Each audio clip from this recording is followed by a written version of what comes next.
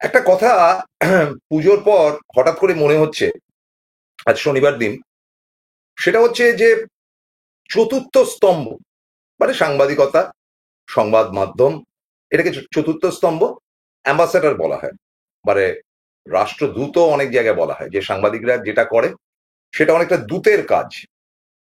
তো সেই চতুর্থ স্তম্ভ সম্বন্ধে একটা বড় সড় সংখ্যার বুদ্ধিজীবী মহল বলুন, আপনাদের একটা বড় সংখ্যা, তারা মনে করে যে তারা গদি মিডিয়া। গদি মিডিয়া মানেটা কি? মোদি মিডিয়া। আপনি যদি মোদি মিডিয়া বা গদি মিডিয়া হন, তাহলে আপনার 7 খুন মাপ, এবং আপনি যা খুশি তাই খবর করতে পারেন, মিথ্যাচার করতে পারেন। এবং সেটা শুধু টেলিভিশন ওয়ার্ল্ড নয়, খবরের কাগজেও কোথাও কোথাও রয়েছে, যদিও খবরের কাগজকে এখন আমি মানে টু সাম এক্সটেন্ট ফেয়ার মনে করি, সবাই নয়।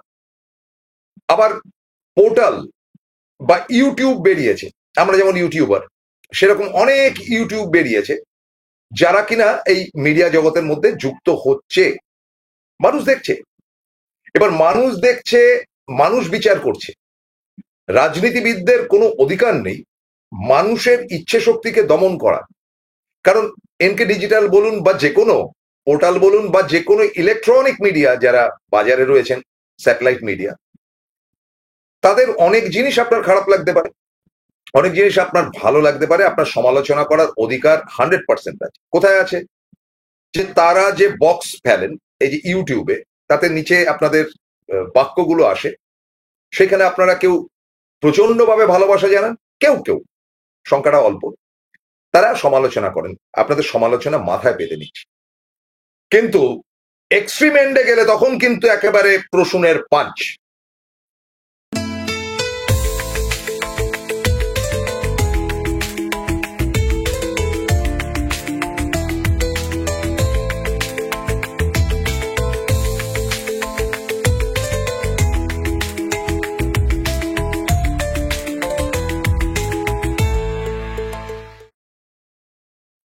স্বাগতম, নমস্কার, আসসালাম আলাইকুম।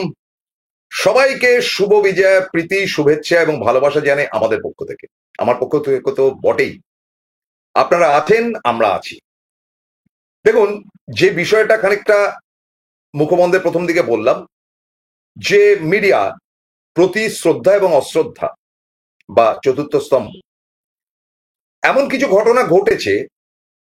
একটি ঘটেছে তৃতীয়াতে, পরে বলবো, কারণ শ্রদ্ধাটা তো আগে বলতে হবে। আরেকটি ঘটনা ঘটেছে গতকাল, এবং আপনারা দেখবেন যখন ছবি যাবে, আমার এই শার্টটাকেই আপনারা দেখতে পাবেন, এই শার্টটা। ইয়েস, অভিষেক বন্দ্যোপাধ্যায়ের সঙ্গে কালকে অনেকক্ষণ কথা হয়েছে। আমি অভিষেককে প্রাণ ভরা কৃতজ্ঞতা, আশীর্বাদ এবং ভালোবাসা জানাই। এবং আমার হাত দুটি ধরে তিনি মানে বললেন যে যথেষ্ট করেছো, তুমি তুমি দারুণ লড়াই দিয়েছো, চেহারাটা তো খারাপ হয়ে যাচ্ছে কেন। আমি আমার চোখের ব্যাপার বললাম। ওই বাঁদিকে সুমিত রায় বসে রয়েছে, আমি দেখালাম যে ও তো অপারেশনের ব্যবস্থা করে দিয়েছে, ছবি দেখলেই আপনারা বুঝতে পারবেন, দ্য ভিডিও ইজ শোয়িং। অভিষেক আমার হাতটা ধরে রেখেছে, বলে যে এখন কেমন আছে। আমি বললাম যে আমার বাদিকের চোখটা একটু ডিস্টার্ব হচ্ছে, দুরকম ভিশন আসছে। বলে এবার বড় ডাক্তার তোমাকে দেখানো হবে, তার তো নিজেরও চোখ রয়েছে মেডিকেল কলেজে। আমি নিজে দায়িত্ব নিচ্ছি, তোমাকে আর এটা টেনশন করতে হবে না। তুমি সিনিয়র জার্নালিস্ট বলে নয়, তুমি আমাদের হৃদয়ের লোক, হৃদয়ের মানুষ বলে। ওই যে যখন সুজিত বোস এলেন, তারপরে আমি সুমিতের সঙ্গে কিছু কথা বললাম যে কবে, কোথায়, কিভাবে, কি বৃত্তান্ত।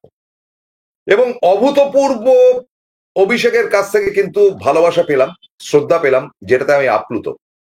আপনাদের প্রথমে বলি, অভিষেক বন্দ্যোপাধ্যায় আগামী দিনে কি হবে বা না হবে তার ভবিষ্যৎবাণী না করেও বলা যেতে পারে যে এই মুহূর্তে প্রেজেন্টলি আমি যেটা দেখলাম অভিষেকের বাড়িতে, বিশাল ভিড়, মানে কল্পনা করতে পারবেন না। ব্যারিয়ার দিয়ে আটকানো রয়েছে, তার বাইরে সমস্ত লোকজন দাঁড়িয়ে দাদা দাদা করে চেঁচাচ্ছে, কেউ অভিষেক অভিষেক বলে চেঁচাচ্ছে। তো আমরা কিছু লোক তো যাচ্ছি, তার সঙ্গে দেখা করছি, মিষ্টি টিষ্টি খাচ্ছি ইত্যাদি। দেখা গেল অভিষেক বেরিয়ে এলেন এবং প্রত্যেকের কাছে যোগাযোগ করলেন, তাদেরকে মিষ্টিমুখ করালেন, তাদের সঙ্গে আলাদা করে কথা বললেন।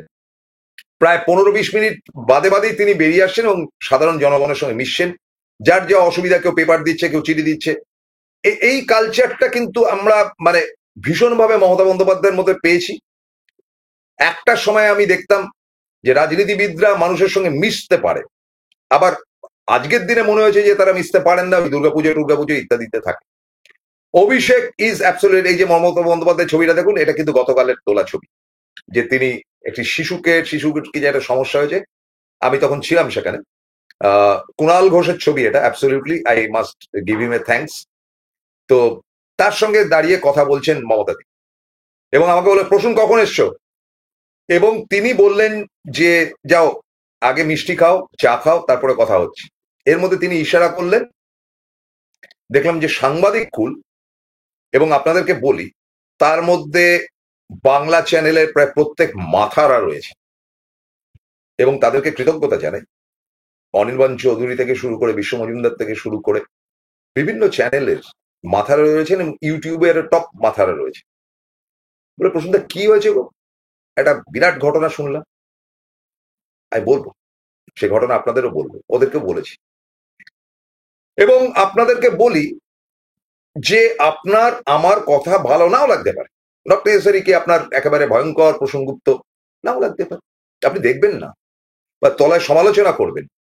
আমি ফালতু কথা বলার লোক না কিন্তু, এবং আমি যেটা বলি সেটা প্রমাণ হিসেবে অভিষেকের ওখানে যে কথা হয়েছে তার ভিডিও ক্লিপিংস তো দেখানো হলো, আপনারা তো দেখলেন যে ভিডিওটা গেল। এটা যদি মিথ্যাচার হতো তাহলে ভিডিওটা তো উঠতো না, কেউ একজন তুলেছে, ডেফিনেটলি আই গট ইট।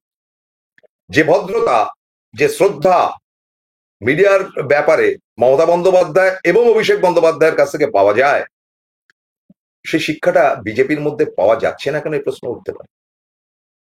দেখুন, আমার মনে হতে পারে যে আমি খবরটা যেভাবে করব, বা প্রভু বিশ্বাস করছেন বা যারা করছেন, তারা যেটা ভালো মনে করছেন, তাদের ধরুন মমতা বন্দ্যোপাধ্যায় কোনো একটা জায়গায় গিয়ে অর্থনৈতিক কিছু সাহায্যের প্রতিশ্রুতি দিলেন, দুভাবে খবরটা হতে পারে। আপনাদের কাছে বিচার চাইছি। ধরুন ঘোরতর মমতা বিরোধী মিডিয়া বলল ফের মমতা বন্দ্যোপাধ্যায় প্রতিশ্রুতি, এবং প্রতিশ্রুতি পালন হচ্ছে না, কারণ 100 দিনের কাজ ভাবি যাবি ব্লা ব্লা ব্লা ব্লা ব্লা ব্লা। আপত্তি নেই তো, মমতা বন্দ্যোপাধ্যায় তো সেটাও দেখছেন যে কেউ তার সমালোচনা করছেন। আবার কেউ কেউ বলছেন যে ফের দিদি হিসেবে ভাইদের পাশে গিয়ে দাঁড়ালেন মমতা বন্দ্যোপাধ্যায়। কিংবা বলা যেতে পারে যে অভিষেক বন্দ্যোপাধ্যায় তিনি আগল দিয়ে থাকেন নিজেকে। আবার কেউ বলবেন যে অভিষেক বন্দ্যোপাধ্যায় সাধারণ জনগণের সঙ্গে যেভাবে মিশতে পারে, সেটা তৃণমূলের তাবড় নেতাদের মধ্যে সেই গুণটি যদি আসে তাহলে আমাদের কাছে উপকার, নেই বলছি না, যদি আসে উপকার। অভিষেক বন্দ্যোপাধ্যায়ের প্যারামিটার তো আর সব নেতার প্যারামিটার এক না। অভিষেক বন্দ্যোপাধ্যায় যেখানে দাঁড়াবে হাজার হাজার লোক দাঁড়িয়ে যাবে, তাই দাঁড়িয়েছে দেখেছি। মমতা বন্দ্যোপাধ্যায় দাঁড়ানো মানে ভোটে জিতে চলে আসে, এই তো গল্প। তো বিস্তারিত কথাবার্তা হয়েছে, এবং অভিষেক বন্দ্যোপাধ্যায় যে কথাটা বলেছেন, যেটা আমার প্রাণটা জুড়িয়ে গেছে, এটা প্রবীরবাবু আপনারাও নিতে পারেন, যে তোমরা যে লড়াইটা দিচ্ছ সে লড়াইয়ের তুলনা নেই। প্রসূনদা, তুমি দিনের পর দিন অতক্ষণ সেখান করে, আবার যদি ভিডিওটা চলে দেখবেন যে কতক্ষণ ধরে তিনি আমার সঙ্গে কথা বলেছেন। তিনি বলেছেন যে এই লড়াইটা দেখছো, তোমাদের প্রত্যেকটা অনুষ্ঠান আমি দেখি। আমি আপনাদের বলেছিলাম যে তিনি অনুষ্ঠান দেখেন, এবং প্রত্যেকটা অনুষ্ঠান তিনি দেখেন, এবং ফেসবুক তিনি ওয়াচ করেন। যারা ফেসবুকে রয়েছেন তারাও জানবেন যে তার একটা টিম রয়েছে যেটা সুমিত্রা হ্যান্ডেল করে, বা আইপ্যাক রয়েছে। প্রতিটি খবর তার কাছে, তিনি পুঙ্খানুপুঙ্খ রূপে তিনি কিন্তু সমস্ত বিবরণ দেন। ওই যে আমি দেখাচ্ছি যে সুমিত এটা দেখে বা না দেখে। এবং তিনি বললেন যে যে লড়াইটা তোমরা দিচ্ছ তাতে সেলিউট জানাতে হয়, এবং এই লড়াইয়ে তোমাদের পাশে আমি আছি, তোমাদের কোনো অসুবিধা হলে আমাকে বলবে। ন্যাচুরালি তা আমাদের পাশে যদি কেউ না থাকে, তাহলে তৃতীয়ার দিন যে অশুভ ঘটনাটা ঘটেছে সেটা তো ঘটতো না, সেটা তো মারাত্মক ঘটনা ঘটেছে, যে ঘটনাটা নিয়ে ইতিমধ্যে চঞ্চল হয়ে উঠেছে মিডিয়া মহলে, এই খবরটা গেছে। এবং গতকাল আমাকে তাবর সমস্ত মিডিয়া মহলের লোক জিজ্ঞেস করেছে যে কি হয়েছে প্রসূনদা, তোমার মতন একজন প্রবীণ সাংবাদিক, আমরা 30 বছর তো হয়ে গেল ট্রেডে। একটা কথা বলি, ধরুন আমি মমতা বন্দ্যোপাধ্যায়কে ভালোবাসি, শ্রদ্ধা করি, কারণ আমি যখন রাজনীতি করেছি তার কাছ থেকে রাজনীতিটা শিখেছি, কাজেই তার প্রতি আমার শ্রদ্ধা থাকাটা স্বাভাবিক। এবার ধরুন আমি মিডিয়া মহলে এসে, এবং মিডিয়া মহলে এসে দুভাবে দেখা যেতে পারে। আপনারা কোনো সময় আমার মুখ থেকে বুদ্ধদেব ভট্টাচার্য বা জ্যোতি বসুর সম্বন্ধে কুৎসিত কথা কিন্তু শোনেননি, খেয়াল করে দেখবেন। কিন্তু তাদের আমলে 34 বছরটা আমার ভালো লাগেনি, আমি সমালোচনা করেছি। মমতা বন্দ্যোপাধ্যায়ের যেটা কাজের ধারা আমার ভালো লেগেছে, আমি সেটা বলছি। আমার মনে হচ্ছে ওই সাদামাটা জীবনযাত্রা নিয়ে মমতা বন্দ্যোপাধ্যায় যে লড়াইটা দিচ্ছেন সেটা আমি বলেছি, আপনার মনে হতে পারে তার জন্য আমি চটিচাটা যদি হয়ে থাকে তাহলে তাই দ্যাট চটিচাটা ঠিক আছে। চটি মানে মমতা বন্দ্যোপাধ্যায় চটি পড়ে বলে চটি চাটা, তাহলে এরা কি চাটা যারা দিনের পর দিন এই পশ্চিমবঙ্গ থেকে মারোয়ারি কালচারটাকে এস্টাবলিশ করতে চাইছে, যারা মস্তানি করছে গোপনে প্রকাশ্যে। আজকে তারা ক্ষমতায় এলে বড় বাজার থেকে শুরু করে ধর্মতলা হয়ে পার্ক স্ট্রিট অব্দি অঞ্চলে আপনি বাঙালি খুঁজে পাবেন না, তারা সব ব্যবসা করছে। আপনি ভিআইপি রোড দিয়ে কলকাতায় যদি আসেন, এয়ারপোর্ট থেকে যদি আসেন, আপনি বাঙালি কনসার্ন কটা পাবেন খুঁজে বের করা অসম্ভব হয়ে যাবে। সমালোচনা করবেন না, আমি তো আপনাদের জন্য কথা বলবো যে আপনি জিএসটিটা কমানোর পর আপনার পকেটে কিছু আসছে না, বলবো না। এর জন্য যদি চটিচাটা হতে হয় তাহলে তাই। আবার কোন কোন চ্যানেল একেবারে খতরনাক ভাবে মমতা বন্দ্যোপাধ্যায়কে আক্রমণ করছেন, আপনারা সেটাও দেখছেন, যাদের ভালো লাগছে তারা প্রশংসা করছে। ইম্পার্শিয়াল কেউ নেই। আজকের দিনে অ্যাজ অন ডেট 2025-এর পুজো শেষ, কালকে ভাসান হবে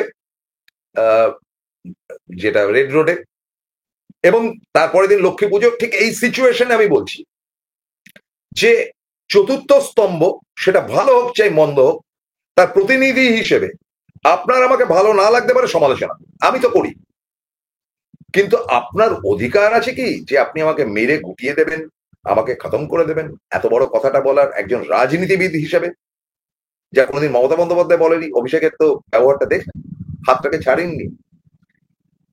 কি সেই অপমান, কি সেই অন্যায় বলবো, তার আগে নিয়ে নিচ্ছি একটা ছোট্ট বিরতি।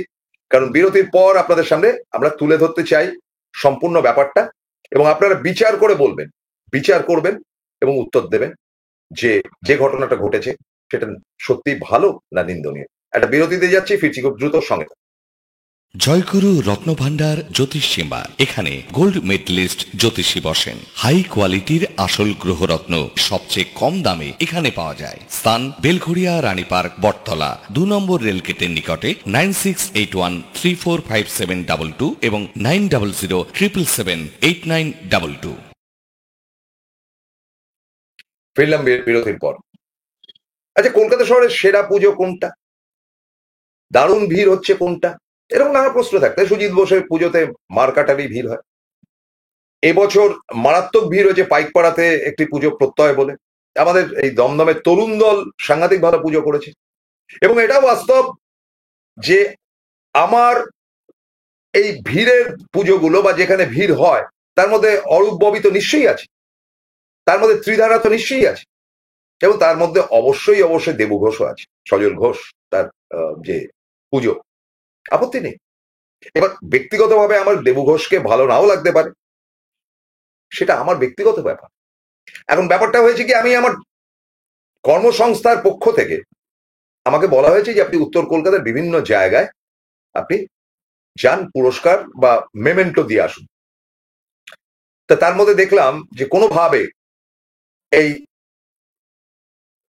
মানে নেবুতলা, যেখানে আপনার সিঁদুর টিঁদুর নিয়ে যে প্রোগ্রাম করা হয়েছে সেটা রয়েছে। তো ঠিক আছে, আমি বললাম যে এখানে আমি যাব না, কারণ আমি ছেলেটিকে পছন্দ করি না। আরো অনেক লোক রয়েছে, তাদের পুরস্কার দিক বা হোয়াট এভার ইট ইজ। তার দুটি কারণ, যে আমি একজন সোলজারের বাড়ির লোক, তো আমার পিসমশাই মারা গেছেন, আমার বাবা আর্মিতে ছিলেন। আমি মনে করি সিঁদুর নামটা দেওয়া মানে হচ্ছে একটা অপমান। এ কারণে যে যদি যারা নিহত হয়েছিলেন তার মধ্যে যদি হিন্দু থাকে, তাহলে একজন মুসলমানও ছিলেন, যে আর্মিরা লড়াই দিয়েছেন তার মধ্যে একজন মুসলিম কর্নেলও রয়েছেন, তাহলে সিঁদুর কেন? তারা তো সিঁদুর ব্যবহার করে না। একটা খামোকা নাম দেওয়া হলো, সেটা নিয়ে আমরা এর আগে বিস্তর অনুষ্ঠান করেছি। অপারেশন সিঁদুর দিয়ে যে কি ঘটনা ঘটেছে তা আজকে আমরা হাড়ে হাড়ে বুঝতে পারছি, যে আমেরিকার থ্রেট ফেট খেয়ে একাকার হয়েছে। তবু তিনি, দেবু ঘোষ, কিন্তু তিনি ওই অপারেশন সিঁদুর তার ব্যক্তিগত ব্যাপার। এবং আমার জায়গাটা মনে হয়েছে যে এটা কোনো জায়গায় বিতর্কিত, এবং সারাটা প্যান্ডেল জুড়ে তার ছবি, বিজেপির ফ্ল্যাগ, নানান রকম পতাকা রয়েছে যেগুলো হিন্দু ধর্মের সঙ্গে যুক্ত রয়েছে। আমি দেখিনি কোনো প্যান্ডেলের ধারে কাছে এতগুলো ফ্ল্যাগ। মমতা বন্দ্যোপাধ্যায় যে পুজোগুলো উদ্বোধন করে তার মধ্যে এত ফ্ল্যাগ দেখিনি। এবং শুধু তাই নয়, যে একটা বিরাট ফেস্টুন, তার মধ্যে অমিত শাহর ছবি, তার মধ্যে দেবু ঘোষের ছবি, তার মধ্যে সুকান্ত মজুমদারের ছবি। বেশ, সুকান্ত মজুমদার অমিত শাহ থাকতেই পারে, এবং দেবু যেহেতু পুজো করছে তার থাকতেই পারে। কিন্তু আমার প্রশ্ন হচ্ছে শুভেন্দুর ছবি কেন? অর্থাৎ পলিটিসাইজ করা হয়েছে পুরোপুরি পুজোটাকে, এবং পুজোটার শুরু হবার আগে থেকে আজে বাজে মন্তব্য করা হচ্ছে, এবং অপারেশন সিঁদুর সম্বন্ধে বলে যে যার কপালে সিঁদুর ওঠেনি সে বুঝবে কি। ইঙ্গিতটা কাকে? অত্যন্ত অপমানজনক, অত্যন্ত আপত্তিকর। আমরা এখানে বহু অনুষ্ঠান করে বহু তেড়ে ফুড়ে অ্যাটাক করেছি, কোনো সময় বলেছি যে যার কপালে সিঁদুর ওঠেনি? তাহলে তো আমরা বলতে পারি যে যে তার বউকে ঘাড় ধরে বের করে দেয় তার আবার কিসের নেতাগিরি? বলেছি? বলিনি, এখনো নাম বলছি না, কিন্তু উনি বলছেন, উনি ইঙ্গিতটা দিচ্ছেন। যাই হোক, তা আমি সেই প্যান্ডেলে ঢুকিনি, বাইরে দাঁড়িয়েছিলাম। অমিত শাহ যেই স্টেজে ভাষণ দিচ্ছিলেন তার পাশে একটা রেলিং রয়েছে, রেলিং এর ওপাশে দাঁড়িয়েছি। তো এক ভদ্রলোক এসে, তখন প্রাইস ফাইজ দেওয়া হয়ে গেছে, ওই মেমেন্টো ফেমেন্টো দেওয়া হয়ে গেছে, তা আমি ভাবছি চলে যাবো, একটা সিগারেট খাচ্ছি দাঁড়িয়ে দাঁড়িয়ে। এক ভদ্রলোক এসে বলছে, আরে দাদা আপনি একজন সিনিয়র জার্নালিস্ট, বাইরে দাঁড়িয়ে। আমি বললাম, না না আই এম কমফোর্টেবল হিয়ার। বলে না না প্লিজ আসুন। আমি বলে না না ছেড়ে দিন। তো সেই ভদ্রলোক, আসুন আসুন, আপনার প্রোগ্রাম দেখি খুব ভালো, হ্যানা তেনা এ বলে তিনি আমাকে জোর করে প্রায় ডেকে স্টেজের কাছে নিয়ে গেলেন।